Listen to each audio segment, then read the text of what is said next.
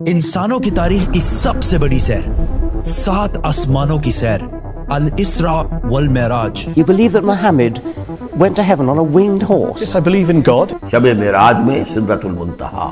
یہ اتنا عظیم سفر مکہ میں رسول اللہ صلی اللہ علیہ وسلم کی زندگی کے سب سے مشکل اور سخت ٹائم میں ہوا۔ پہلے آپ صلی اللہ علیہ وسلم کا بائیکاٹ کیا گیا، پھر آپ صلی اللہ علیہ وسلم کے دل کے سب سے قریب لوگ حضرت ابو طالب اور حضرت خدیجہ رضی اللہ تعالی عنہا کی وفات، پھر طائف میں آپ صلی اللہ علیہ وسلم کو اتنے پتھروں سے مارا گیا کہ جوتے خون سے بھر گئے، اینڈ ٹو ٹاپ دیٹ مکہ میں آپ صلی اللہ علیہ وسلم کی سٹیزن شپ بھی ختم کر دی گئی۔ اور جب آپ صلی اللہ علیہ وسلم مکہ میں کسی اور کی پناہ میں رہ رہے تھے، اللہ نے اسی سب سے مشکل ٹائم آپ صلی اللہ علیہ وسلم کو انسانوں کی تاریخ کی سب سے بڑی سیر کرائی، 7 آسمانوں کی سیر۔ A journey like none before. یہ 7 آسمانوں کا سفر نبوت کے 11ویں سال میں ہوا، which means almost بالکل مڈل میں، اور یہ سفر رسول اللہ صلی اللہ علیہ وسلم کی زندگی کا ٹرننگ پوائنٹ تھا۔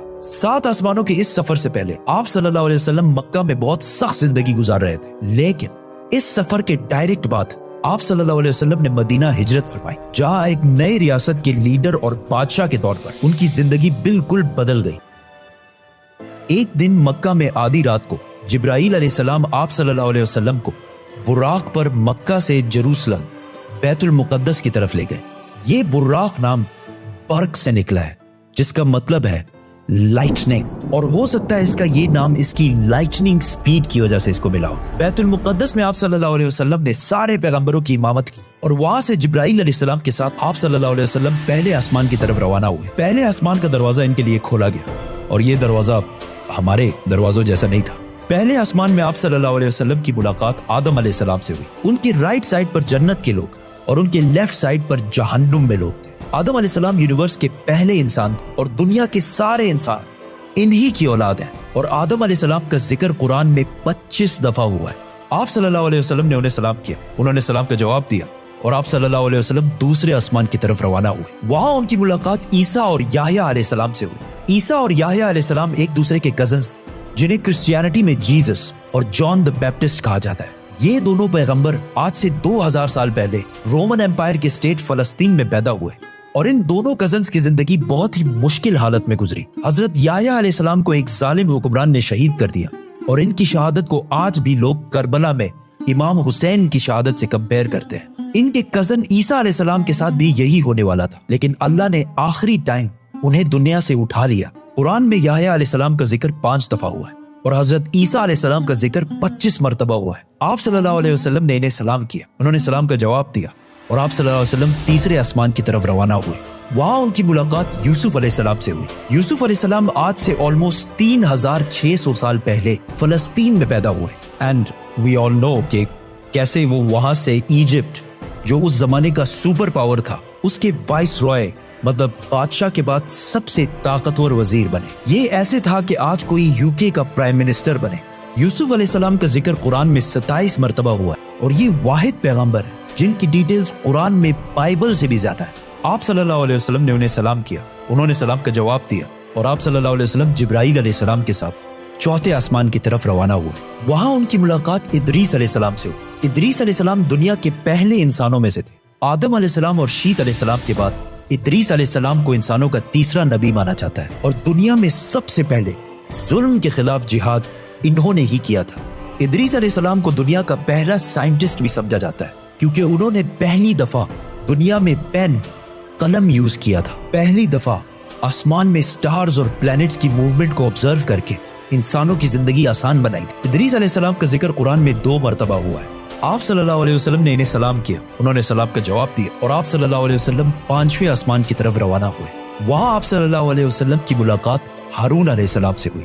جب موسیٰ علیہ السلام پیغمبر بنے تو انہوں نے اللہ سے دعا کی کہ میرے بھائی ہارون کو بھی میرے اس مشن میں شامل کریں، تو اس طرح ہارون علیہ السلام بھی پیغمبر بنے۔ موسیٰ علیہ السلام نے ہارون علیہ السلام کو صرف اس لیے چوز نہیں کیا کہ وہ ان کے بھائی تھے، بلکہ اس لیے کیونکہ ہارون علیہ السلام بنی اسرائیل کے سب سے بڑے اسکالرز میں سے تھے۔ موسیٰ علیہ السلام بچپن سے فرعون کے گھر میں پلے بڑے تھے، جس کی وجہ سے انہیں بنی اسرائیل کی کتابوں اور اسکرپچرز کا اتنا علم نہیں تھا، تو انہیں ایک ایسے شخص کی ضرورت تھی جس کے پاس ان ساری چیزوں کا علم ہو، اور وہ تھے ہارون علیہ السلام۔ اور آج تک یہودیوں میں سب سے زیادہ اسکالرز ہارون علیہ السلام کی اولاد میں سے ہیں، جس کی وجہ سے ہارون علیہ السلام کی اولاد کو یہودیوں میں ایک اسپیشل سٹیٹس حاصل ہے، جس طرح اسلام میں سیدوں کو حاصل ہے۔ ہارون علیہ السلام کا ذکر قرآن میں 20 مرتبہ ہوا ہے۔ آپ صلی اللہ علیہ وسلم نے انہیں سلام کیا، انہوں نے سلام کا جواب دیا اور آپ صلی اللہ علیہ وسلم چھٹے آسمان کی طرف روانہ ہوئے۔ وہاں آپ صلی اللہ علیہ وسلم کی ملاقات ایک ایسے پیغمبر سے ہوئی جن کا ذکر قرآن میں سب سے زیادہ کیا گیا ہے،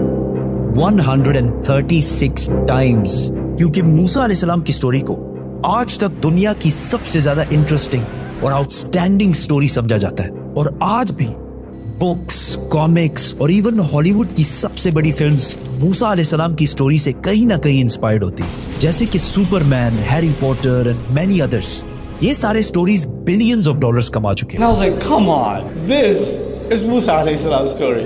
ہوا ایسے کہ جب یوسف علیہ السلام مصر کے پرائم منسٹر بنے تو انہوں نے اپنے 11 بھائیوں کو بھی ایجپٹ میں آباد کیا، اور کافی جنریشنز تک وہ ادھر ہی رہے، اور آہستہ آہستہ وہ ایجپٹ کے سب سے اسٹرانگ اور رچ کمیونٹی بنے ایز یوزول۔ لیکن یہ دیکھ کر مصر کے لوگ ان سے ڈرنے لگے اور انہوں نے بنی اسرائیل پر ظلم کرنا شروع کیا، اور آخر سارے یہودیوں کو غلام بنا دیا، اور بنی اسرائیل مصر والوں کے 400 سال تک غلام رہے، جس میں انہوں نے ان پر بہت ظلم کیے۔ آخر 400 سال بعد موسیٰ علیہ السلام کے ذریعے اللہ نے بنی اسرائیل کو فرعون کی غلامی سے نکال دیا۔ وہاں سے آپ صلی اللہ علیہ وسلم 7ویں اور آخری آسمان پہنچے، جہاں ان کی ملاقات ان کی great great great grand father سے ہوئی، حضرت ابراہیم علیہ السلام۔ پچھلے ہزاروں سال سے دنیا کے سب سے بڑے ریلیجنز ابراہیمک ریلیجنز رہے ہیں، اور آج بھی دنیا کی 60% آبادی انہی ابراہیمک ریلیجنز کو فالو کرتی ہے، اور ہر دن 5 وقت کی نمازوں میں مسلمان ابراہیم علیہ السلام کے لیے اسپیشل دعا کرتے ہیں۔ اس کے بعد آپ صلی اللہ علیہ وسلم سدرۃ المنتہا کے پاس پہنچے۔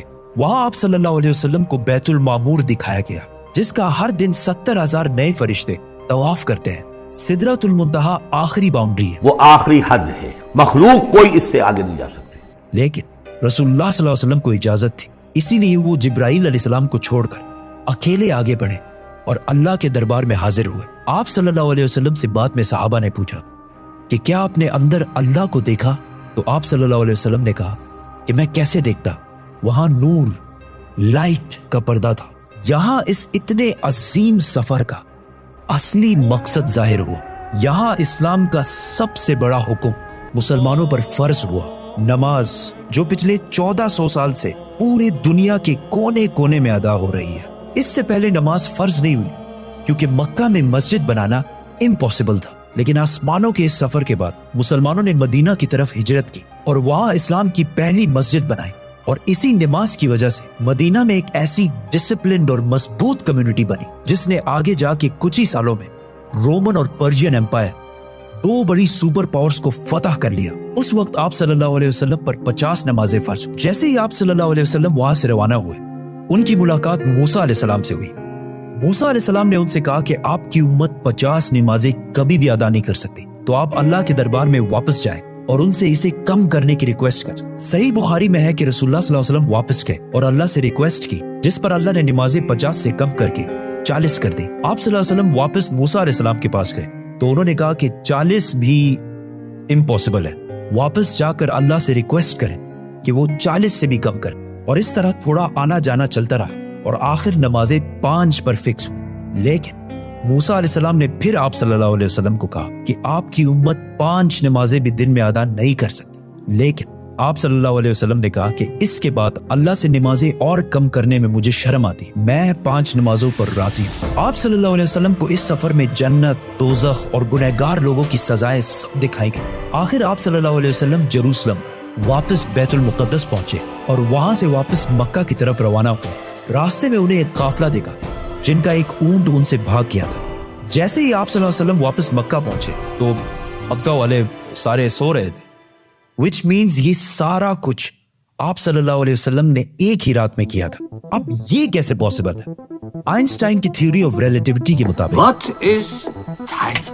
Time is not absolute, Time is not absolute. جس کا مطلب ہے کہ اگر ایک شخص تیز موو ہو رہا ہے اور دوسرا اپنی جگہ پر کھڑا ہے تو یہ دونوں ٹائم کو بالکل ڈیفرنٹ محسوس کریں گے، اور اگر کوئی لائٹ کے سپیڈ کے قریب ٹریول کرے تو اس کے لیے ٹائم بہت ہی سلولی پاس ہوگا۔ And as we know، Buraq کا نام ہی اس کی لائٹننگ سپیڈ کی وجہ سے رکھا گیا ہے، اسی لیے آپ صلی اللہ علیہ وسلم کے لیے یہ رات بہت لمبی تھی और बाकी सारों के लिए ये एक नॉर्मल रात थी। जैसे ही आप सल्लल्लाहु अलैहि वसल्लम मक्का वापस पहुंचे, उनको पता था कि अगर वो ये सारी बातें मक्का वालों को बताएंगे तो मक्का वाले उनका बहुत मजाक उड़ाएंगे।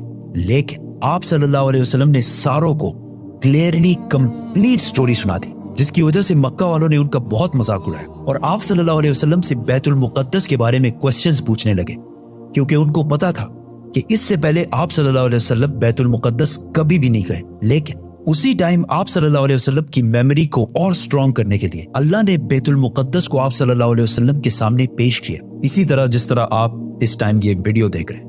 मक्का वाले आप सल्लल्लाहु अलैहि वसल्लम से बैतुल मुक़द्दस के बारे में पूछते रहे और आप सल्लल्लाहु अलैहि वसल्लम उनके हर बात का जवाब देते रहे, जिससे वो सारे बिल्कुल शॉक हो गए। आप सल्लल्लाहु अलैहि वसल्लम ने उन्हें उस काफले का भी बताया जिसका ऊंट भाग गया था, और उसके थोड़ी ही देर बाद वो काफला भी पहुंच गया, और उन्होंने कहा कि ये सब कुछ सच है, जिससे मक्का वाले और भी शॉक हो गए।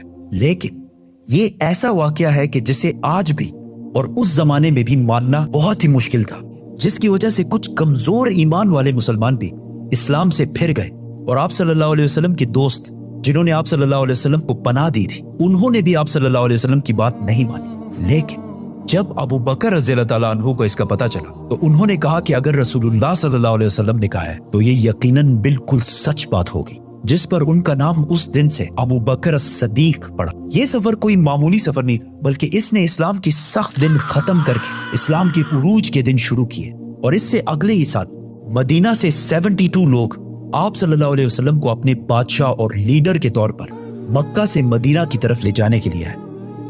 सब्सक्राइब।